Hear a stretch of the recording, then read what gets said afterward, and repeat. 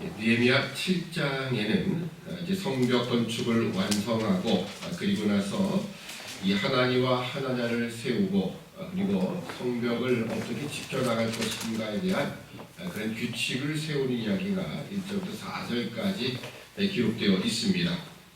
성벽 건축이 끝났지요. 그러면 느헤미야 입장에서는 야 이제 성이 다 완공되었다. 이제 다 내가 이런 바랬다라는 것으로 끝내지 않고요. 이 모든 것을 끝낸 후에 다시 사람들을 세우고 그리고 그 사람들을 어떻게 또 분배하여 이 성 자체를 지켜나갈 것인가 이 일에 대해서 느헤미야는 또 지혜를 발휘하게 됩니다.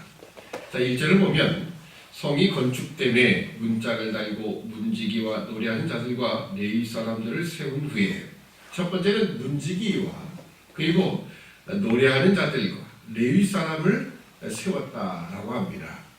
문지기 정도는 우리가 이해를 할 수 있습니다. 그런데 보면 노래하는 자들, 레위 사람을 세웠다라는 것은 좀 특별한 의미가 분명히 있는 것 같습니다. 왜냐하면 보통 노래하는 자들 그리고 나서 여기 레위인들이 필요한 부분은 성전 안에 필요한 사람들인데 왜 성을 건축한 후에 이런 일들까지 했을까라는 것은 바로 이 성전 건축과 성벽 건축이 별다름이 아니었다. 전혀 다른 문제가 아니라 사실은 함께 가는 문제였다는 것을 우리가 확인해 볼 수 있습니다.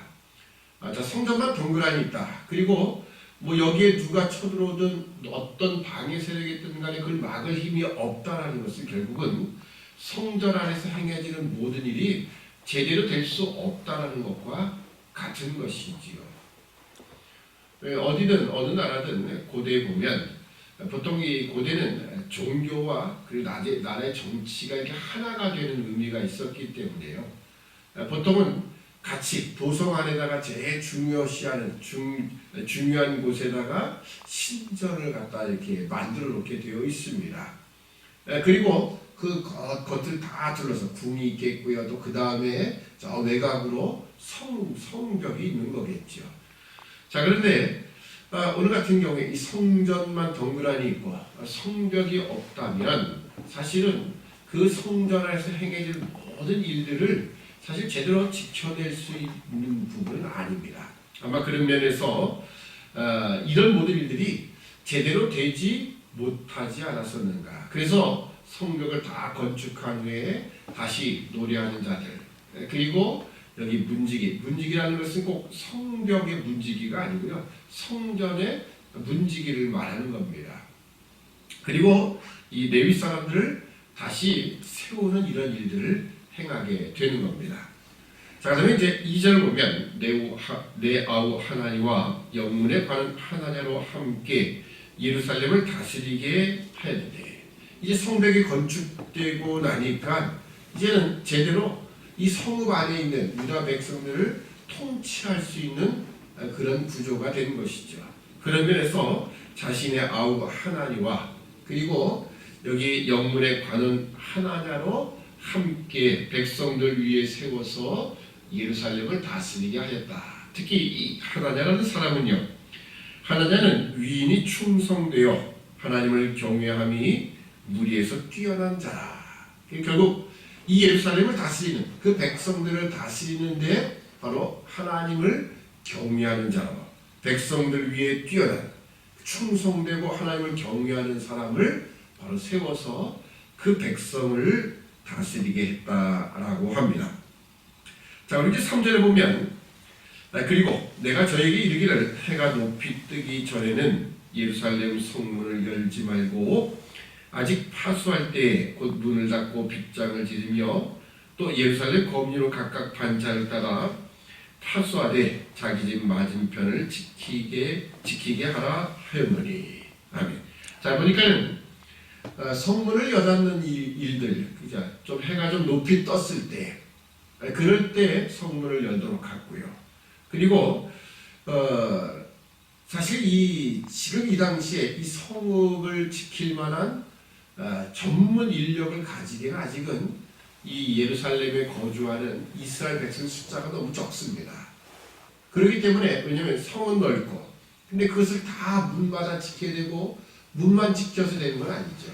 성벽에도 망루에도 사람들을 파수하고 하룻밤에도 혼자서 다 지킬 수는 없지요. 교대하며 지켜야 된다 이런 차원에서 본다면 만약에 성벽을 전체를 다 파수하려면은 엄청 많은 인원이 전문 인력이 필요할 것입니다. 근데 그럴 수가 없기 때문에 어떻게 되느냐?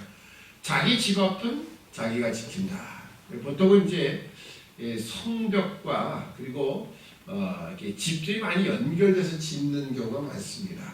그래서 그 성벽 앞에 자신의 그 집 앞은 자신이 파수하는 것을 이렇게 규례를 정하게 됩니다. 그래서 우리가 이런 부분은 성벽이 다 건축된 이후에 느헤미야가 참 지혜롭게 행했다는 것을 우리가 알 수 있고요.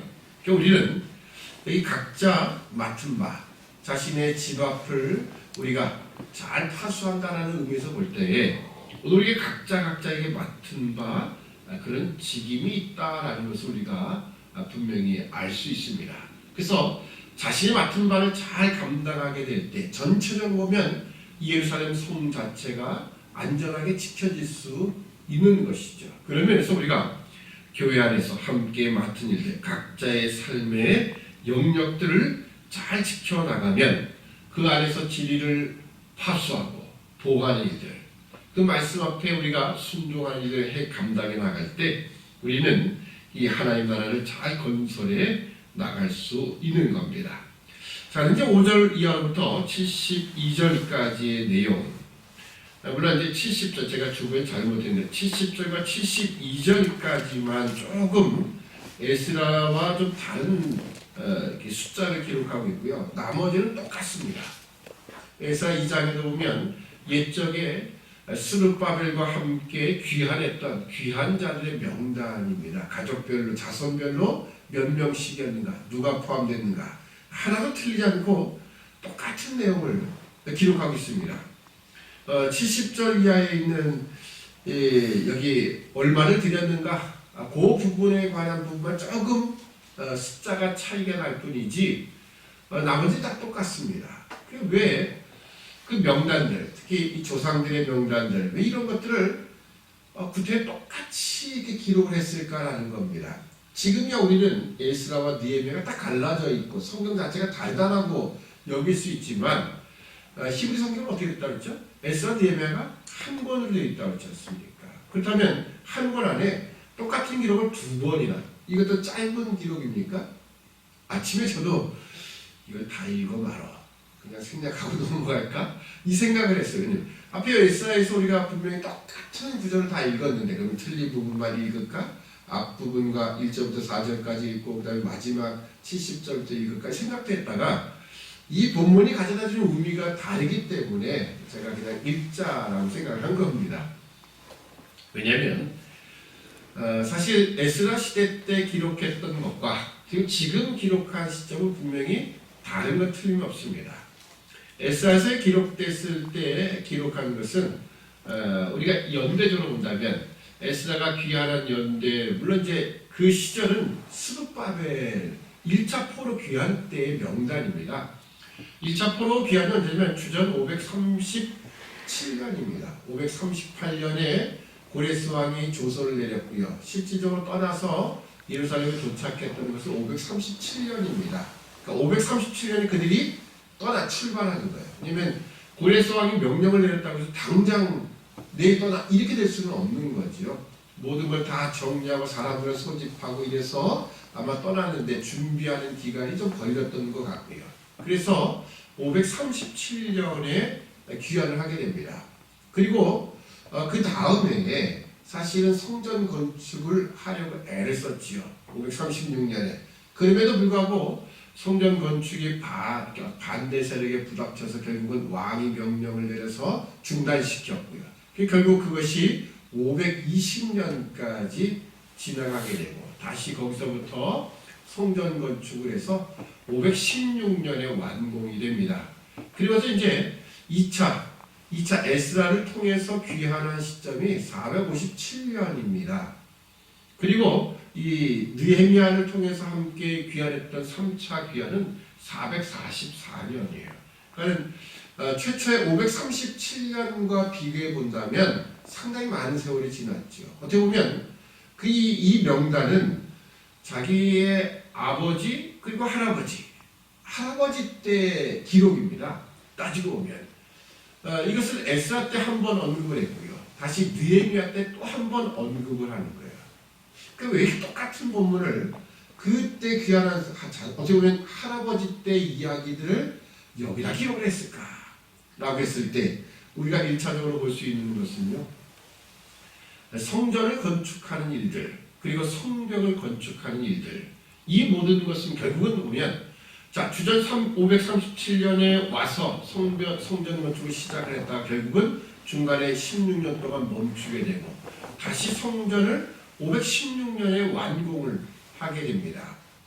자 그때 중심된 인물이나 오늘 이 성벽을 건축할 때의 인물이 사실은 물론 조상 그 할아버지 때 이야기였지만 어떻게 따지고 보면 그들의 자손이 결국은 이 성벽 건축을 했다라는 차원입니다.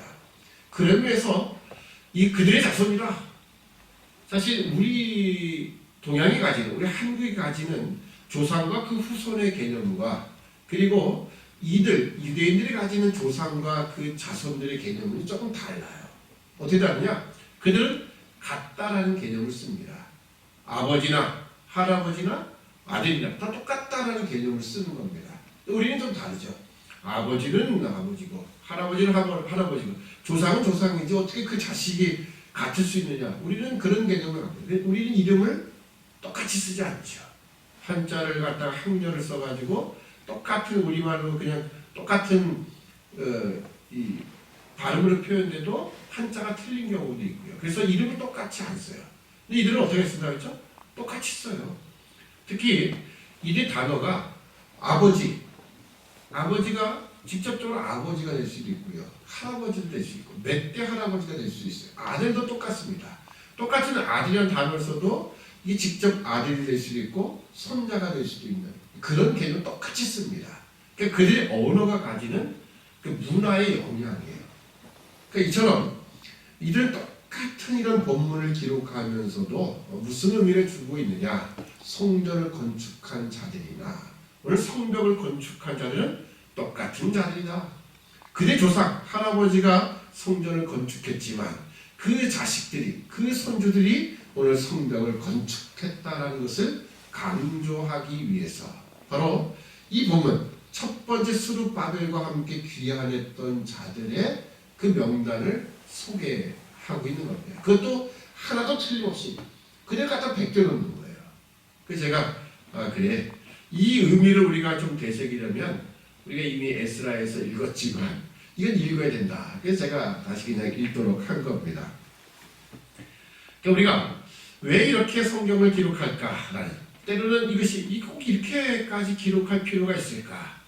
뭐 제가 한다면 요 본문의 스룹바벨과 옛적의 스룹바벨과 함께 귀환했던 자들은 에스라 2장을 참고해서 읽어보십시오. 이렇게 해도 되는 거죠. 그럼에도 불구하고 이게 그대로 성경이 이 많은 지면을 하에서 쓴 것은 그 나름대로 주는 의미가 있다. 그 바로 성전 건축과 성벽 건축은 절대 때려야 뗄 수 없는 그런 관계다라는 겁니다. 결국 따지고 보면 우리가 성전 건축이라는 것은 보통 과거 예루살렘 성전, 솔로몬 성전, 또 스룹바벨 성전도 마찬가지고요. 성전이 가져다 주는 의미는 어쩌면 우리 안에 영적 성전을 건축해 나가는 것 이런 의미로 우리가 이야기합니다. 영적 성전을 건축한다는 것은 우리가 날마다 성령의 사랑으로 성령을 따라 하나님의 거룩하심을 닮아나가는 개인적인 차원이 강조가 되죠. 우리가 개인적으로 거룩함으로 나아가야 된다라는 그 차원에서 성전 건축을 이야기합니다. 자 그렇지만 오늘 성벽 건축은 어떻습니까? 성전과 성벽을 비교해 본다면 전혀 다른 차원이라 생각되지 않습니까? 그런데 성경은 오히려 이것이 같은 것이다. 똑같은 조상과 그 가족들이 과거에 성전도 건축했고 이제 그 성벽도 건축했다. 했다라는 것을 남김을 통하여서 이것이 전혀 다른 문제가 아니다. 다른 내용이 아니다라는 것을 이야기하는 거예요. 그렇다면 성벽 건축은 무엇이겠습니까? 제가 처음에 1절을 읽어드리면서 그런 말씀을 드렸죠. 성벽을 지금 완공을 하고 문짝을 달았는데 그래 문지기까지 우리가 이해할 수 있다. 하지만 왜 노래하는 자들과 문지기를 또 느헤미야가 세웠느냐라는 개념을 본다면 이것이 성전과 성벽은 전혀 분리시킬 수 없는 부분이다라는 거지요. 그런 차원에서 본다면 우리가 개인의 영적 성전을 건축한다는 이 성전 건축과 그리고 더 큰 영역의 성벽을 건축하는 것은 전혀 다른 것이 아니다. 결국 오늘 우리가 개인적인 거룩함으로 나가는 것과 마찬가지요. 우리가 어떻게 보면 교회들이 많이 있죠. 교회. 우리가 교회라고 하려면 우선적으로 작게는 우리 성도들 한 사람 한 사람 함께 모이는 것이 교회입니다. 개인적인 차원에서 좀 더 확장된 것이죠. 또 거기서 더 넘어서 지역에도 수많은 교회들이 있습니다. 그 교회가 있고 그 교회마다 나름대로 하나님이 사명을 주시고 그 사명을 다 감당하고 있는 거예요. 저도 좀 부끄러운 이야기지만 제가 처음에 당아제일교회를 처음 이렇게 이제 시작을 하면서 저도 그런 생각을 가진 것 같아요. 그래서 참 제가 이제 연합이라는 것을 알게 되면서 그때 참 내가 왜 그랬지? 참 철부지였다. 참 못 모르고 날뛰는 그런 망아지 같았구나라는 생각이 물론 그렇게 날뛰었다는 건 아닌데요. 그런 생각을 가지고 있었다는 거냐면 이웃교회와 함께 이렇게 같이 간다는 생각보다는 경쟁한다는 생각을 가졌던 것 같아요. 그것이 저 사람의 교회를 빼앗는다 그런 개념이 아니라 그렇지 저 사람보다 더 열심히 해서 더 큰 교회를 만드는 이런 생각을 의견 좀 가진 것 같아요. 근데 지금 생각해 보면요. 참 연합이 얼마나 중요한가라는 생각을 해보게 됩니다. 연합. 어제 제가 잠시 이마트 앞쪽에 있는 교회를 한번 잠깐 다녀오게 됐습니다. 제 친구 하나가 아주 깨끗한 아주 소형 냉장고요. 하나를 저한테 이게 너랑은 좀 쓸 데가 많을 것 같아서 가지겠냐고 그래 가져와라. 그랬더니 저 조그만 소형 냉장고예요. 여러분 이렇게 호텔 같은 콘도 가면 조그만 냉장고 하나 있는 거. 근데 아주 깨끗하고 잘 되더라고요. 이거 어떻게 할까? 그러다가 우리 교인들한테도 주는 누구 필요한 사람이 줄까 하는 생각했다가 전도사님이 그러라고 했는데 제가 이제 검단 기독교 연합회 올려가지고 누구 필요하신 분 있으면 가져가셔도 된다. 그랬더니 곧바로 연락이 왔어요. 그 교회에서 우리가 그거 필요하다고. 그래서 그러냐고. 근데 제가 사정 얘기를 했죠. 이게 큰 냉장고가 아니라 조그만 냉장고다. 사무실에서나 쓸 정도의 그 냉장고. 저에게 필요하대요. 자기 교회는 김치 냉장고밖에 없대요. 그래서 그러냐고. 그럼 알겠다고 제가 갖다 드리면서 그 교회 갔었어요. 그러다가 이제 목사님하고 이제 처음 사실 그 목사님하고 이야기를 한 거예요. 이 밴드 안에서는 이렇게 누가 어떤 말을 쓰는가 하는데 개인적으로 이렇게 교제하기는 처음인데 그럼 이야기를 하는 거예요. 어떤 이제 청년이 하나 있길래 아들이냐고 이렇게 물어봤더니 아들이 아니라 전도사래요. 이 조그만 교회, 우리 생각 조그만 교회거든요. 그랬더니 이제 합동 측 아는 목사님의 아들인데 이제 신학 공부하면서 이제 와서 그냥 전적으로 봉사해주는 그렇죠. 2년 계약을 2년 동안 와서 그냥 무료로 봉사해주기로 하고 온 전도사라고 이야기를 하더라고요. 그러다 보니까는 이제 목사님이 제가 물어보지도 않았는데 사실 자기가 사모가 없대요. 결혼을 안 하신 것 같기도 하고 나이가 있는데도 불구하고 사모도 없고 그러다 보니까 여러 가지 부족한 것이 많은데 여자 성도가 하나도 없대요. 남자만 있대요. 그래서 제가 그런 교회가 다 있나? 아마 사모님이 없어서 그런 것 같기도 해요. 그래가지고 참 의외다. 이런 교회도 있구나. 그래서 또 남자분들만 또 몇 분 모여서 함께 신앙한다니까 또 나름대로 또 새로운 면이 저한테 느껴지더라고요. 이런 교회도 또 필요한가 보다. 물론 더 사모도 없고 그리고 그 다음에 이제 여자 성도들이 드러나서 좀 더 많아지면 좋겠지요. 그걸 바라지만 또 하나님이 또 이런 면에서 이렇게 쓰시는구나 라는 생각을 가지게 됐어요. 그래서 연합이 이렇게 중요하구나. 서로가 서로를 교회가 함께 이해해주고 함께 또 연합하는 이런 부분들 정말 필요한 부분이다라는 생각을 다시 한번 가지게 되었습니다. 그래서 성벽 건축이 바로 그런 부분이에요. 성벽 건축이라는 것은 결국 교회의 본질이라고 하는 성전, 예배, 거룩함을 유지하는 데 있어서 가장 필요한 부분입니다. 이것을 성벽 건축을 통해서 그리고 각자 자신의 집 앞을 자기가 지켜나가도록 하는 거예요. 결국 각계 개개의 교회가 우리가 서로 진리를 파수하는 그 역할에 잘 서게 된다면, 그렇죠? 성전 자체가 아름답게 진리를 파수하며 지켜질 수 있는 거다. 그런 의미를 생각해 보게 되었습니다. 오늘 우리가 그렇습니다.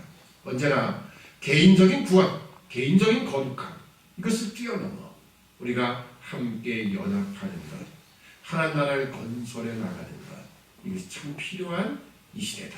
더군다나 이 세상이 교회에 대해서 얼마나 지금 욕을 하고 있는 시대 아닙니까? 사실 뭐 조금만 꼬투리라도 잡히면은 교회를 그냥 싸잡아서 지금 매도하고 다 그냥 무시해버리는 그런 시대가 되었어요. 물론 뭐 개중에 한두 교회가 그랬던 것도 있지만 사실은 정말 다행이긴 합니다. 왜냐하면 전체적인 통계를 보면 코로나19로 인해서 정부에서 예배를 좀 화상 예배로 대체하라 이렇게 했을 때 그래도 한 80% 정도는 가정에서 화상 예배로 대체를 했지만 나머지 한 20% 정도는 현장 예배를 계속했어요. 물론 이제 숫자는 많이 줄었겠지만 그래서 혹시라도 그런 데서 코로나19 확진자가 막 발생해서 막 이것이 일파만파로 번져나갔더라면 얼마나 또 큰 일이 벌어졌을까라는 생각을 해보면서 그래도 다행이다라는 생각을 해보게 됩니다. 그래서 우리가 언제나 함께 누구를 뭐 착하고 누구는 잘하고 이런 개념이 아니라 함께 어우러져 나가는 이런 모습들이 우리에게 필요합니다. 그래서 교회가 이 세상 앞에 우리가 세상처럼 뭐 힘을 갖자 그런 얘기는 아니에요. 우리가 가진 것은 진리를 파수하고 우리가 거룩함과 예배를 지켜나갈 수 있는 것. 그러기 위해서 우리가 함께 연합함이 분명히 필요하다는 것. 이를 다시 한번 기억하는 이 말씀이 되어야 할 것입니다. 기도하겠습니다. 사랑의 아버지 하나님, 은혜와 사랑을 참으로 감사합니다. 오늘 교회의 연합이 얼마나 중요한 것인가. 우리가 성전은 지어졌고 성전에서 예배와 제사가 행해진다고 하지만 그것은 어느 불안한 현실인 것을 우리가 보게 됩니다. 느헤미야는 그것을 알기 때문에 성벽 건축이 얼마나 필요한 것인가 이것을 아닥사스다 왕에게 하소연을 하고 결국은 다시 허락을 받아서 이 성벽 건축을 이제 완성하게 되고 성벽 건축을 완성함과 동시에 문지기들과 노래하는 자들과 레위인들을 다시 세우고 각 사람들 하여금 자신의 집 앞에 그 성벽을 파수할 수 있도록 이 모든 일들을 정했던 것, 이것을 통하여서 오늘 성전 건축과 성벽 건축이 전혀 다른 문제가 아님을 기억하게 하시고 개인적으로 구원함에 이르는 또 거룩함에 이르는 일들과 그것을 뛰어넘어 교회가 함께 연합할 수 있는 일들, 이 모든 일에 우리가 힘써 충성할 수 있는 믿음의 백성 되도록 도와주옵소서. 감사하며 예수님의 이름으로 기도드립니다. 아멘.